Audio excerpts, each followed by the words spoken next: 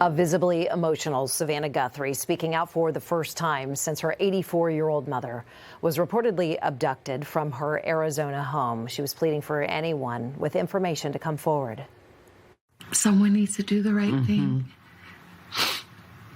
We are in agony. Yeah. We are in agony. It is unbearable.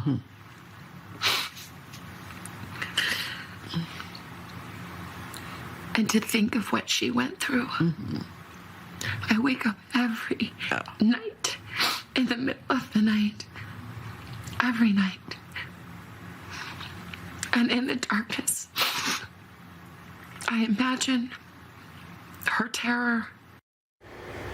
It's just heartbreaking to watch. This is an interview with Hoda Kotb on the Today Show. You can see, of course, she's fighting back tears. Savannah Guthrie is saying that we're in agony, and she's talking about waking up night after night, really blaming herself. Let's bring in the spokesperson for the National Police Association, retired Chicago area police officer Betsy Brantner Smith. Always great to talk to you, Betsy. You know, obviously, I know you tell victims whom you've worked with in the past, not to blame themselves, but it would be hard not to in this case, I would imagine. I want to play a quick clip and get you on the other side. Listen to this.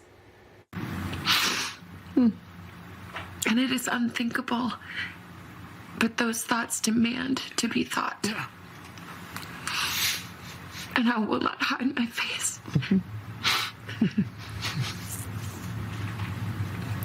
That she needs to come home now. She's really asking for the public's help on this. If you know something, she's really begging at this point, and then blaming herself too, Betsy. Well, and I think that's how this case is going to be solved, if it's ever solved, is someone is going to have to come forward.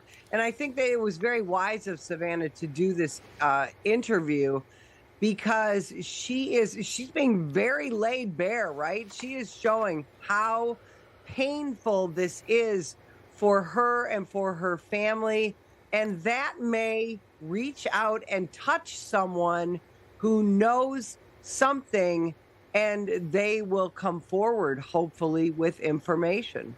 There are some in your field who believe that this may never be solved.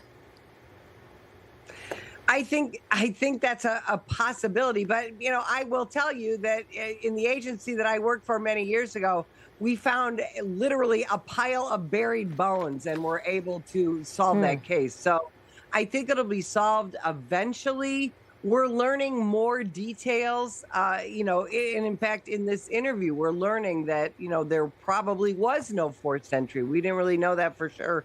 We're learning more and more details. And as those details come out, then perhaps someone who knows something, saw something, will come forward. But you're right. There is a chance that this will never be solved. The reward up to $1 million now, the family offering that. No breaks at all in the case. She said in the interview she actually thinks that 2 of the ransom notes that the family responded to were real. But Betsy, the kidnappers never really offered proof of life. So do you agree with that? I don't. I think that she has to believe that to continue to go on day to day.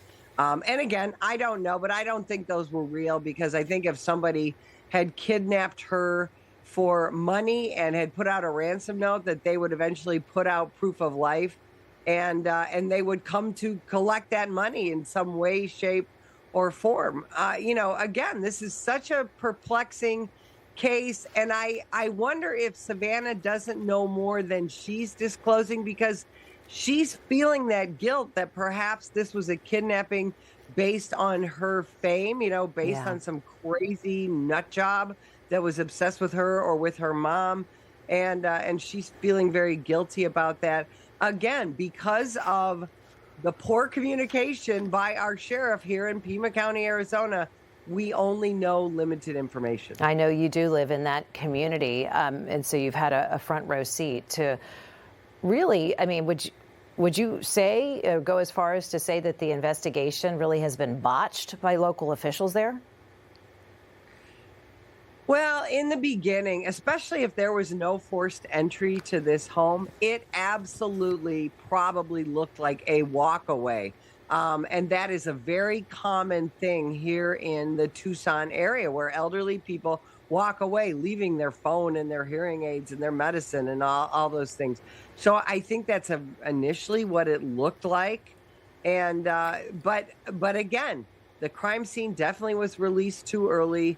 The sheriff here, he's not a good leader, but he has very good personnel that work at this sheriff's department. And now we have a task force that continues to work this case. Unfortunately, we have this distraction of the sheriff and all of his antics and the recall effort against him. Yeah. But the detectives, I can assure you, are working really hard to find Nancy Guthrie. Another little tidbit that was, revealed by this interview, the sit-down interview with Savannah, was that the door was propped open, the back door was propped open, to your point, leading to the theory initially for investigators that perhaps this was a walkaway, that perhaps she left on her own cognition, got lost.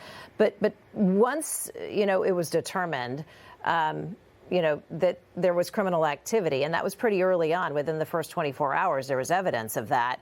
Shouldn't the FBI have been called in and just local authorities step aside and say, hey, this is a huge case. The tools of the FBI that can be used much broader than we can ever offer or dream of. Why didn't that happen?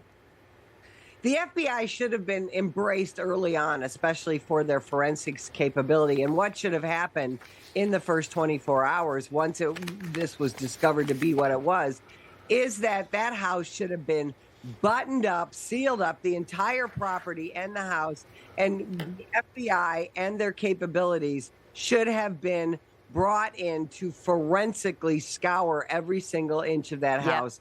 And instead, the sheriff released the crime scene. Betsy Brantner Smith, spokesperson for the National Police Association and retired Chicago area police officer as well. Betsy, great to have you. Thanks for having me, Shannon. Information. Truth is freedom. Is Newsmax. It's real news for real people.